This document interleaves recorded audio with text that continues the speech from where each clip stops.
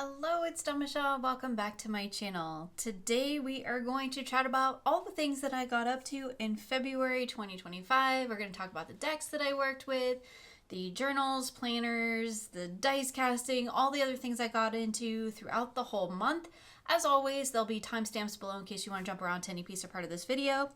So to start off real quick before we jump in, we always start with planners because that's how I remember what I actually did in a month. But before we jump into all that, just a quick little note, I did change my channel name. I made a little community post about it. I'm still going to be doing all the same tarot content that I normally do, just trying to make a little bit more space on my channel for some of the other creative projects that I get up to. So no biggie, it actually matches my Instagram handle now, so that's kind of nice to have everything all cohesive. Still working on my new website, but you know, there's only so much time in a day.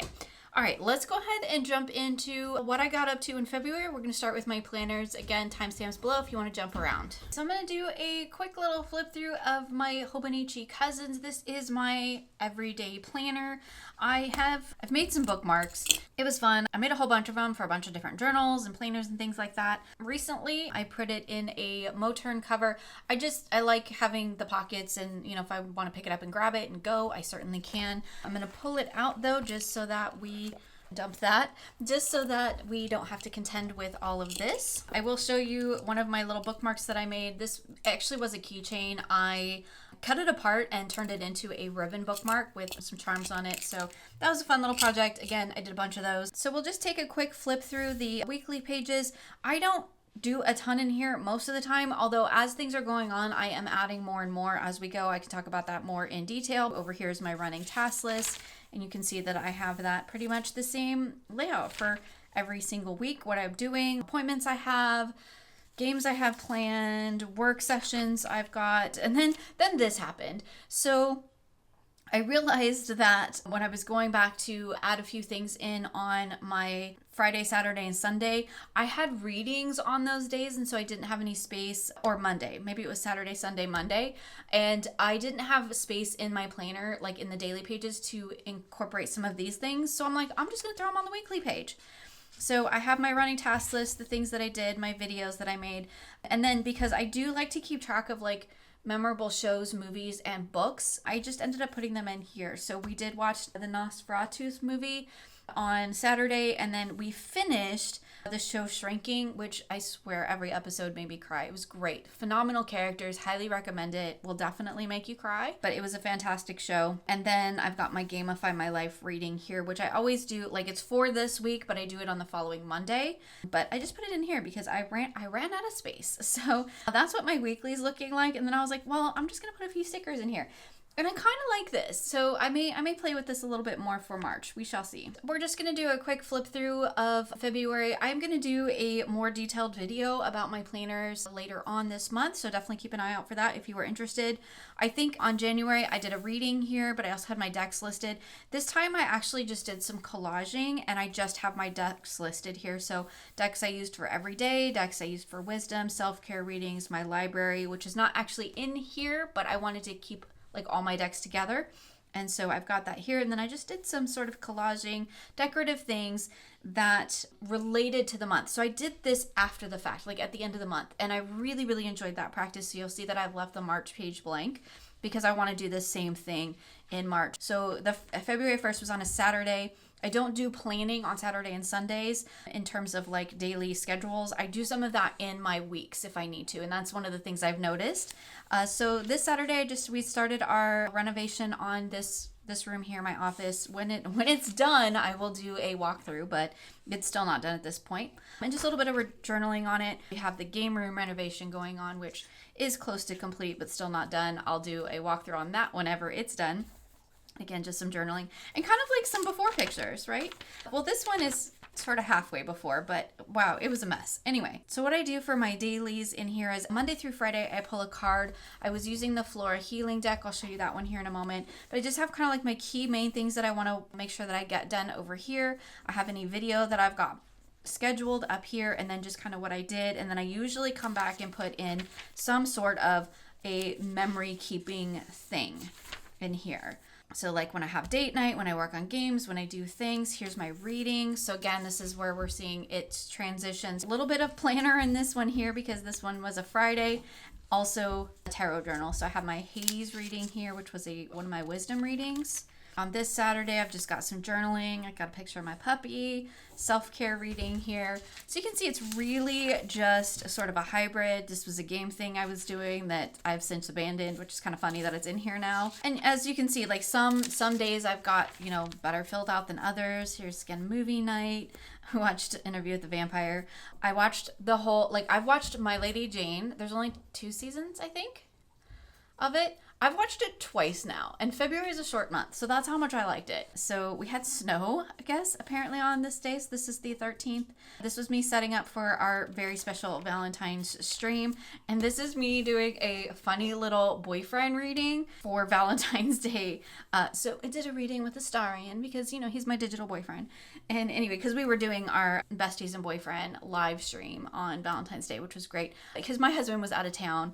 So Lisa and I hung out in game with our digital boyfriends. Okay, and then we have my wisdom reading with Persephone. So I was kind of going back and forth throughout the month with Hades readings and Persephone readings. And then again, my self-care reading here. This is my Gamify reading. So you can see but also like things I had to do, right? So it's a weird little hybrid, but it works for me. Because I can look through here and I can see, what I had going on. I kind of go back and forth between using the weeks and the dailies. It just kind of depends. Again, I will do a better, more in-depth video talking about this planner and how I'm working with it later on this month. So again, here's my Hades reading. This is Wild Magic. So Wild Magic comes from the list that I have in my Gamify. I'll show you that here in a moment. And then coming into the end of the month, just so some things I have going on. I've gone down a commonplacing, a rabbit hole. If you're in my membership, you've seen some about that. Got things ready for our March quest, doing some more commonplacing. And oh yeah, this is from another game thing that I'm doing. And you can see here that March is blank. So I think this was the last. Yeah, then we go into March. But because it is March, I've got readings there. So I've got this blank because I'm going to leave this and not do it till the end of the month and do it reflectively because I really enjoyed that for February. So we'll come back and talk about the decks here in a moment. Just want to kind of go through the planners first. Technically, this is a planner. It's a Hobonichi Weeks, but I'm using it for my Gamify, my life practice. So I'm not really planning in it so much as I am tracking my progress and again doing my readings. So I haven't actually tallied up my points for February yet. I still need to do that, but you can see here this is how I did it for January. And in the Hobonichi Weeks, the weeks just kind of roll into each other, so there's no monthly divider. So what I'm doing in this, and I have done a full video talking about this process and what I'm doing with it, I'll leave a link below for you, but I've got my dots to just track my 5 different categories that I'm using in my Gamify.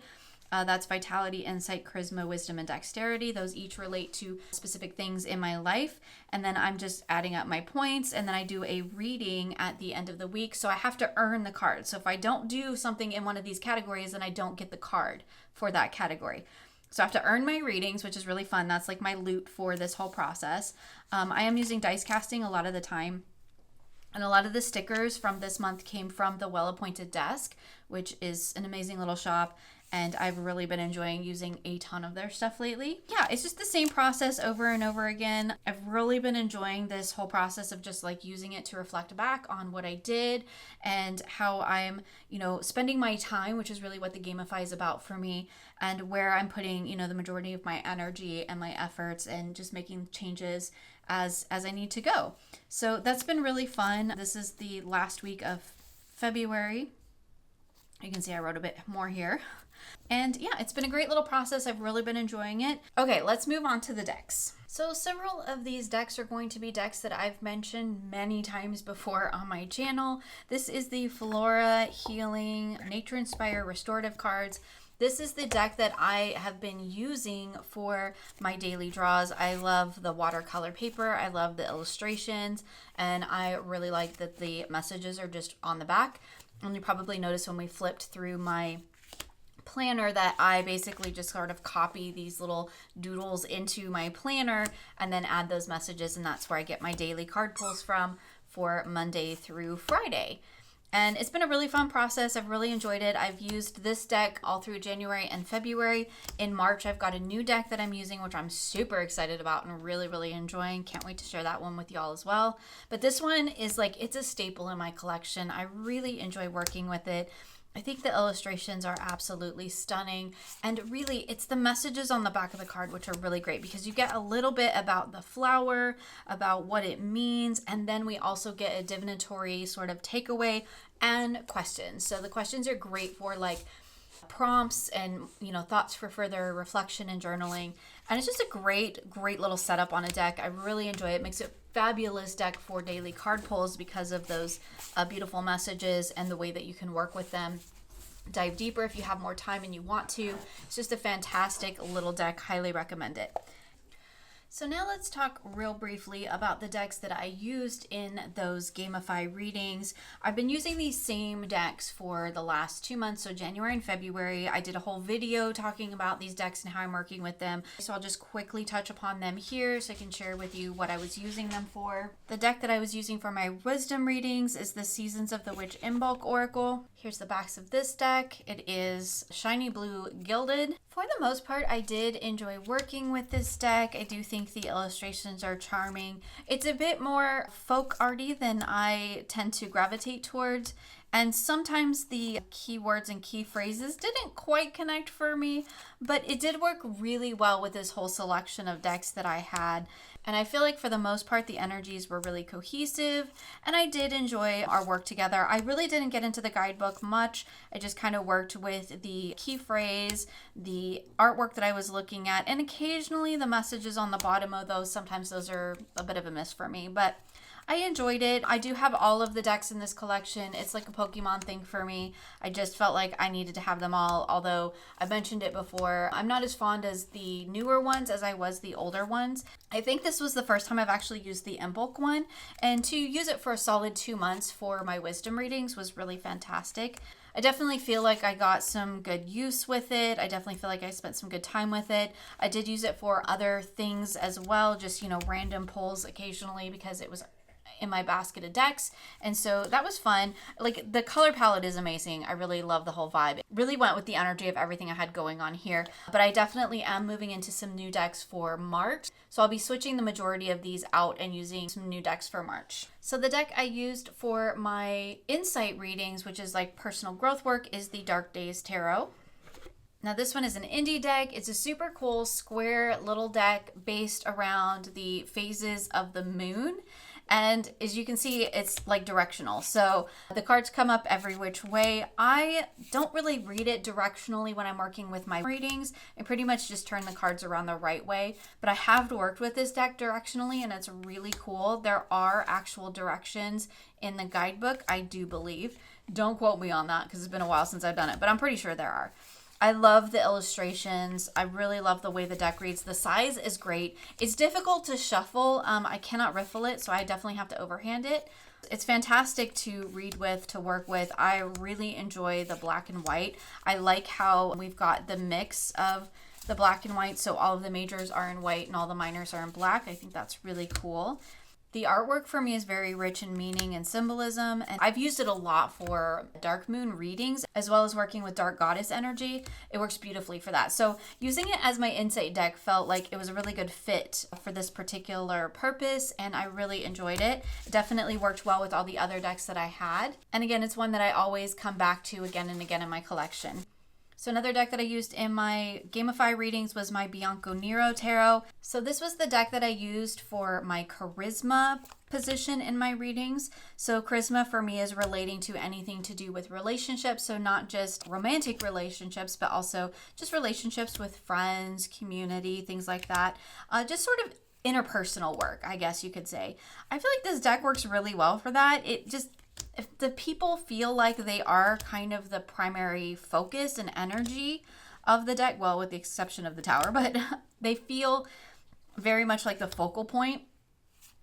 And so I feel like it worked really well for interpersonal relationships and just kind of, you know, helping me to gauge which direction I was going and where I needed to be putting my efforts and what I needed to be nourishing and what I needed to be letting go of and all those kind of good things. So this one I really enjoyed working with. It worked really well for that. I feel like it really sits well in that energy. I don't do relationship readings like love readings or anything like that. I've been married a really long time, so that hasn't been a part of my practice or repertoire for a very long time. But I do like to occasionally occasionally do readings around other relationships, just interpersonal work. And this deck works really well for that. I really enjoyed working with it. So the deck I used for dexterity or my work-related readings, which I just threw in this bag because I don't have a bag for it yet and the box is a little bit big and obnoxious. This is the new mass market edition of the Lumina Tarot. So it has been re-released. It was an indie deck, so this is the mass market release of it. I absolutely love this deck. It's definitely become a new favorite, and might even take the place of some other decks that I feel like kind of sit in the same sort of space. This deck just reads so beautifully for work-related readings for me, just because it has all of those sort of energies. It has the spiritual, the creative, the community. I feel like it really does a good job of capturing that. Similar to like I've talked about with the B Tarot, that one is also a work deck for me.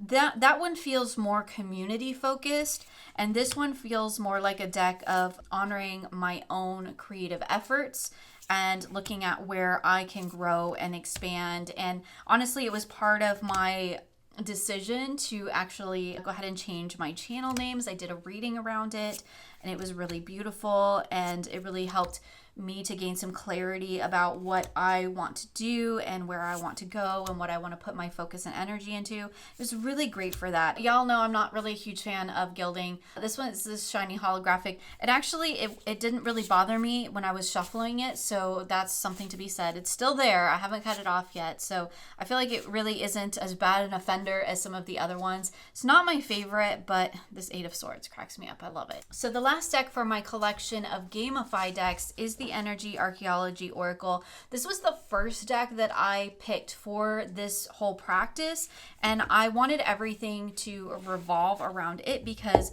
Vitality, which is my health and wellness section of my practice, is the one thing that I wanted to focus on the most this year. So this is an absolutely gorgeous deck. I really, really enjoy working with it. I do get into the guidebook because while I can just work with the keywords, I know nothing about the bones that are represented in this deck, and I definitely want to be tying that into my work. So I get into the guidebook every time. The guidebook is absolutely beautiful. There's great information in there.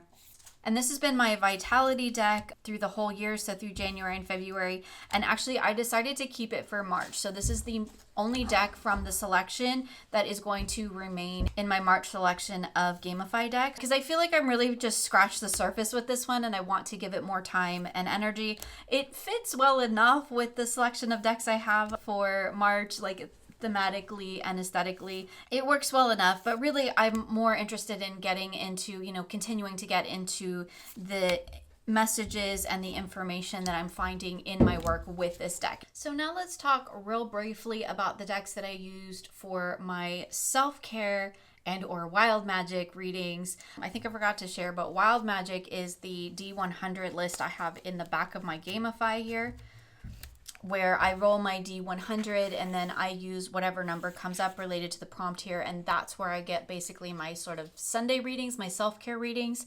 I've been doing that practice quite a bit lately and I've really been enjoying it, as well as just doing some wild magic and some dice rolls in between. It's been a lot of fun. And the deck pairing that I've been using for that still is the World of Warcraft Tarot and the Moon deck. I'm not going to go into these in too much detail because I've talked about them in several videos now. I think I've been using these decks pretty much all year long. The World of Warcraft deck, okay, listen, I got feels. I say it every time. It is a World of Warcraft deck. It is based on that world, but it looks nothing like the game. And so to me, it's not a World of Warcraft deck. I use this as my fantasy self-care deck. I will die on that hill. I get it. It's there. The lore's there. I've read the book. And the associations are great. I do agree with the associations for the most part that have been included in here. It's just the aesthetics of it that is just so far away from the actual look of the game, which is a very dark and gritty and, fantasy based, not this super sweet pastel washed out thing that they've got going on here. Don't get me wrong, I sound snotty about it, but it's beautiful. I love the deck. It just has zero connection to World of Warcraft for me. I cannot pick up this deck and think about that world and make any sort of connection to that world with this deck. If I want that connection, I go to my Modern Spellcasters, because to me that is my World of Warcraft deck. That deck looks more like the game itself. This deck looks like something totally different.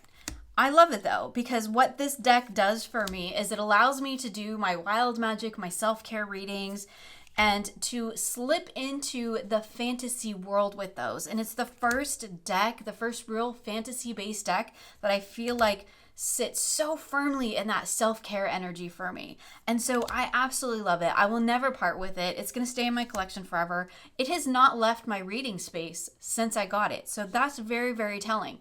But it's not a World of Warcraft deck. I will die on that hill. It doesn't look like it at all. And so in my brain, I picked this up and this is fantasy self-care. I don't even think of it as being a World of Warcraft deck, but it reads so well for self-care readings. I love it for my wild magic. Like, it's beautiful and I love it. It's not a World of Warcraft deck. I will die on that hill. But great deck, production values fantastic. It's just the wrong sort of aesthetic for WoW for me. Anyway, I've been pairing that with my Moon deck, which is an indie oracle. The World of Warcraft Tarot is mass market.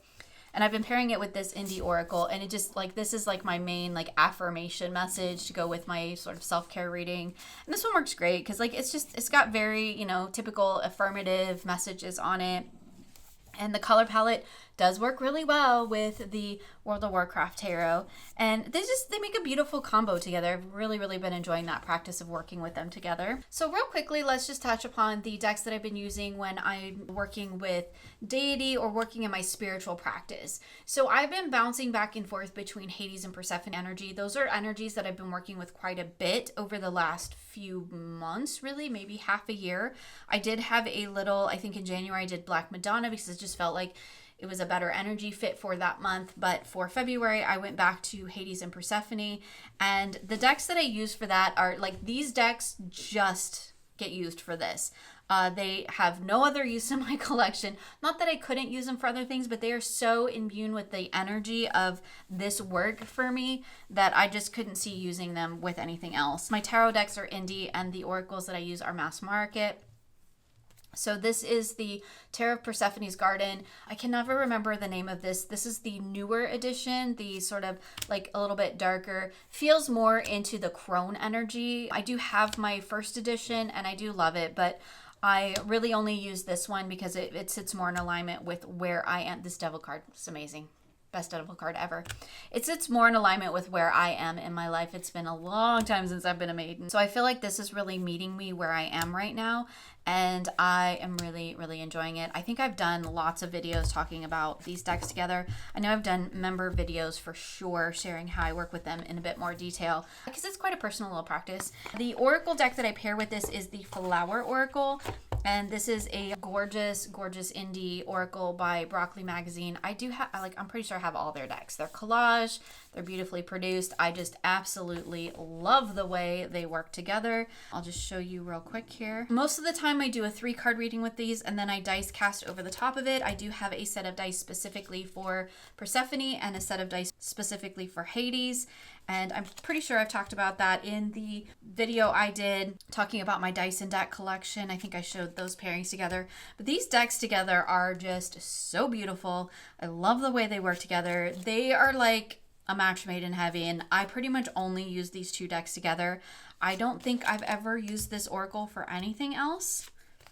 I have lots of botanical oracles, so it's easy for me to say that this deck belongs with this deck and I don't use it for anything else in any other practice because I have lots of them, but these together are just amazing. So these are the 2 decks that I use when I am working with Persephone energy, communing with Persephone, things of that nature, and I just really love the way they work together. In a similar way, I work with the Darkness of Light Tarot. This is an indie tarot, and the Dante's Inferno Oracle, and these 2 are my Hades decks. So decks I work with when I commune with or do work around the energy of Hades. And I love this deck. I've mentioned many times, I had it before in the original first edition, hated the cardstock. It was almost impossible for me to actually shuffle, so I did end up rehoming it. And then I was able to get my hands on this linen edition, which is absolutely phenomenal.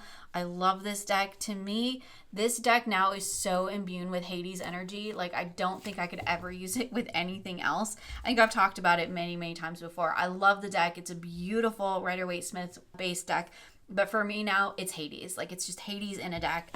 And then I paired that with the Dante's Inferno Oracle. Again, another deck that just sits really firmly in that Hades energy for me, probably because that's how I've worked with it primarily. I don't know that I've used it for any other readings.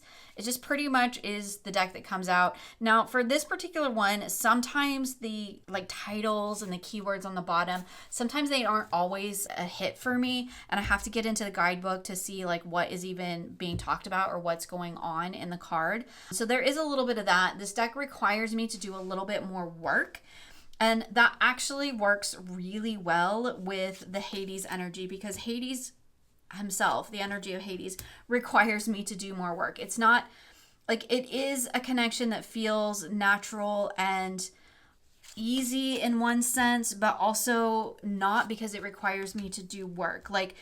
Hades stepped forward in an energy that was accessible and I was ready for it, but the actual work itself is quite challenging and requires me to put effort in. And the fact that this Oracle deck requires me to put effort in is fantastic, because it really matches that energy. The dice that I have, my Hades dice, are really sharp edged dice, and they are very pokey, and sometimes they hurt. And it's such a vibe. It's such a vibe. They're big, they're clunky, they're oversized, they're sharp, and they just really don't always make it that easy for me to work with them. But again, that really sits in alignment with the Hades energy. And the tarot is great, because from a tactile standpoint, the tarot is super easy to work with. It shuffles beautifully. It's an easy reader. So when I combine that with an Oracle deck that's a little bit more challenging, with dice that kind of, make me feel it, it's a great little combination, because it kind of hits on so many different levels. And it just feels like it's Hades energy just all wrapped up in my decks. So the last few decks that I have to share with you are the decks that I used in the monthly guided tarot practice that I do in the membership here on my channel. That is in the Weaver level. And this year we are doing the Enchanted library. So our theme for February was loosely based around the idea of the fairy tale of Snow White. So I'll show you my journal here in a moment, but let's talk real quick about the decks that I used for this practice. I had kind of 2 oracles, 1 tarot, and a set of dice that I used. So I'll show you those too. So the main oracle that I used, we do a kind of pull at the beginning of the week to kind of set the stage, the foundation for the week's readings.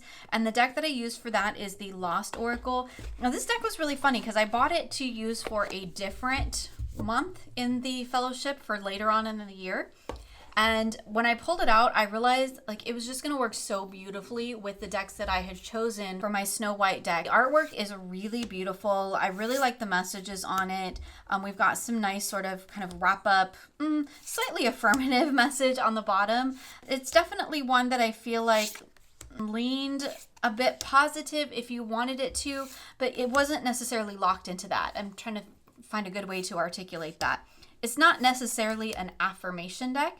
I feel like it's an oracle that, while a lot of times the messages on the cards kind of leaned into a bit more of the positive, there were some of these cards that showed up in more of a shadow energy for me. And it was really interesting to take those. This is one of them, that's why I'm pointing it out. It's really interesting to take a card like that and to look at it through its shadow lens. And I feel like this deck did that really well. It really was open to that sort of interpretation and working with it in that way. I didn't intend to work with it. It wasn't my plan at the beginning of the month, but I opened it in my coffee and cards for February with my members, and I was like, oh, wait. This might be the one. This might be the one. And it absolutely was. I really enjoyed it. It made a great sort of start to my week in terms of my readings.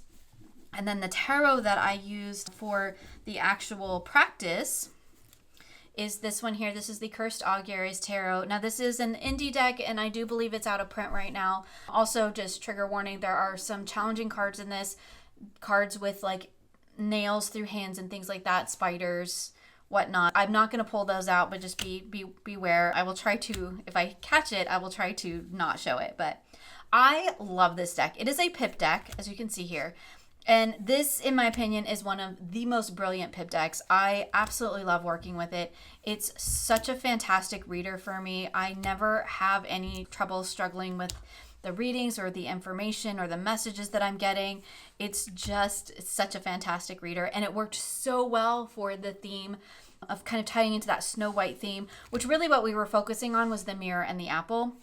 So more of the things in Snow White versus the people in Snow White, although we did have a week with the dwarves and that was really fun. But this one worked really well and it was just such a great one. And let me just show you with the Lost Oracle because I was just really blown away by this little combo. I will definitely be coming back to it to use again because like just look at these together. They are fantastic. I so enjoyed playing with these for the month for the practice. Definitely decks that I worked with outside of the practice as well. That's always telling for me if I set a selection of decks out and I'm like, these are I'm going to use for this particular work this month.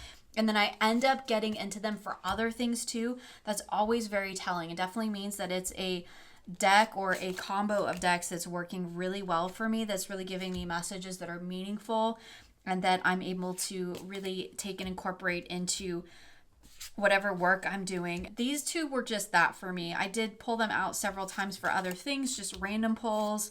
I had questions, if I needed some guidance. I just really felt like they worked really well.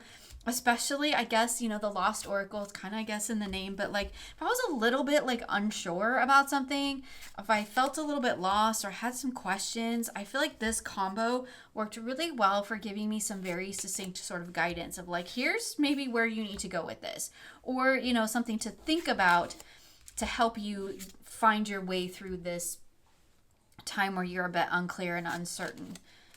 So yeah, I really enjoyed them together. I thought they worked absolutely beautifully. And then I'll just throw this one in here while we're at it. So the deck that I used kind of as my, not only my supplemental oracle, so sometimes I feel like I just need a second oracle in there for the readings, but also for my caretaker. So the caretaker is sort of like an NPC, a non-player character, a support character in our journey through the Enchanted library.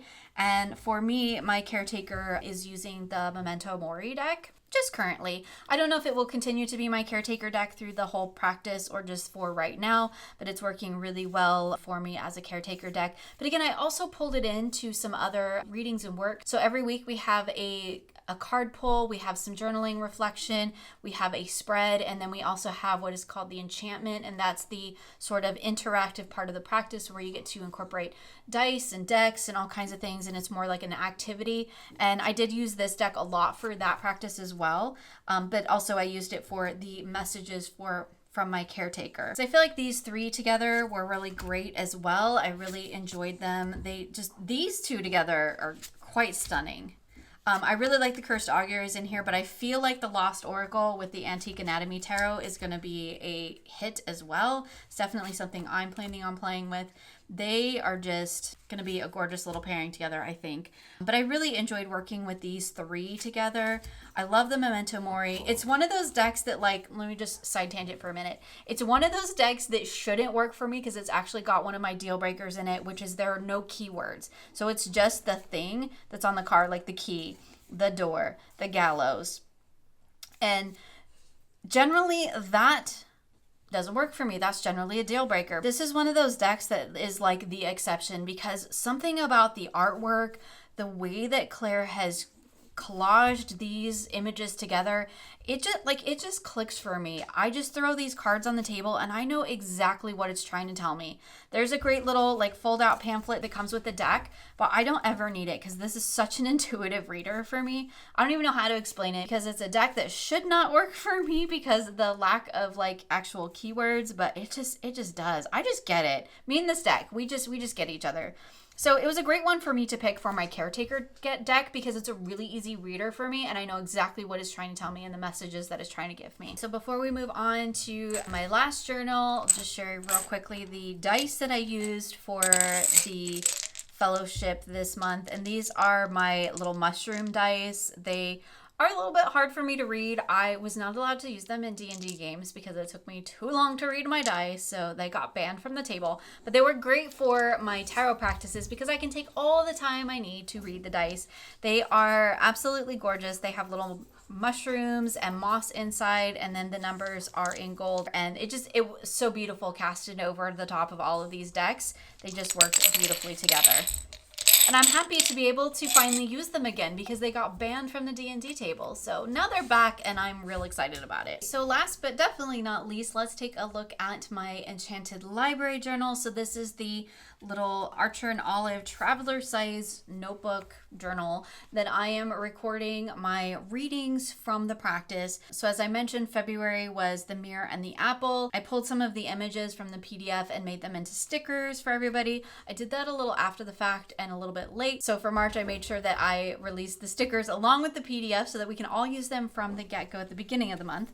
What I'm basically doing is transcribing the story that is in the PDF in here, and then I've got my reading. So this is my reading with the caretaker. So Edgar is my caretaker. He's my black obsidian skull. He's right here. He's hanging out here. Here he is. So this is Edgar. He's my caretaker for the fellowship practice for this year. So whenever I do fellowship readings, I usually have him on the table with me. And then if I need to pull cards from him, either in the story or just because I need further clarity around readings or work, I'm using the Memento Mori deck for that. So that's kind of the deck that I've associated with Edgar in this particular journey. So like my first reading with Edgar, I got the fox, the cross, and the glove, which was kind of amazing. Again, so just keep continuing with the story here. Anything written in print is from the PDF, which is kind of funny because it is like my own words because I create the story and the adventure, but I want to really distinguish between what is part of the narrative and then what is part of my actual pulls. So every month we also roll our D20 to get an archetypal energy for the month. So I got the star because I rolled a 17, so I've just got a little bit in here about that. And then we move on to our first week's reading. Here's all of my pulls. I've just been incorporating the actual photos from my practice because it works out quite a bit better for me. I've got the key question that we're asking, the reading, and then the enchantment, which is the interactive portion of the practice. And yeah, I've just been journaling. I think this was the journaling that I did for members that I accidentally released publicly for a while. Whoops, it happens. And then we move on to week 2. So we were working with the poison apple energy for week 2.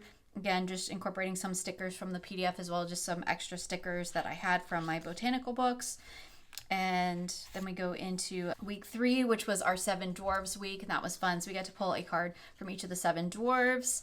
And then we wrapped up with the awakening, and so I have my reading here and my enchantment, and that's pretty much it. That's all I'm doing in here. I'm keeping it like very simple in terms of the journaling, just a little bit of collaging. This is all from the sticker pack that I released to my members, so all these little stickers and these little paper, pretend paper, and these little like wax seals and things like that. And I just got some washi and some other random stickers. It works great. I really want to be focusing on the practice itself, not so much the making my journal pretty, but like, you know me, I guess still gonna make my journal pretty. It's still gonna happen, but I do want to make sure that the focus is more on the actual work that I'm doing and the practice itself. Definitely enjoying seeing people share their practice and their work in our Discord, which has been amazing. Love seeing the decks that people use, the dice, the way that their card pulls come out, occasionally their journals, things like that. It's been so much fun to be able to go on this little Enchanted library journey together. I'm really looking forward to exploring it throughout the rest of the year with you all. If you are interested in the monthly practice, you don't have to like start from the beginning. You can jump in at any time. So if you're interested in joining us, come on over, check out the membership. The monthly practice is in the Weaver tier of the membership, and that gives you access to all the materials as well as the Discord every single month. So yeah, it's been a really fun one. I feel like February was a super short month. It went by really, really quickly, but also like I'm kind of glad it's over. So I'm ready to move on, and I'm excited about the decks that I'm going to be working with and some of the new things that I'm going to be having coming out over the next month or two on my channel. I definitely hope you all will stick around and share in that adventure with me. Very special thank you to all my members for your continued support here on my channel. As y'all know, like without you, I wouldn't be able to do half of what I do. So I really, really appreciate you all. And thank you to all of my subscribers and just to anybody who watches and shares and comments or, you know, just has me on in the background. I really appreciate you all, and it definitely makes doing all of this so worth it. And I am really excited to continue to share and grow and expand our journey together here. All right, that's it for me today. As always, you'll find links for everything I've shown here in the description box of this video. I hope that you all had a wonderful February, and I wish you many blessings moving into March.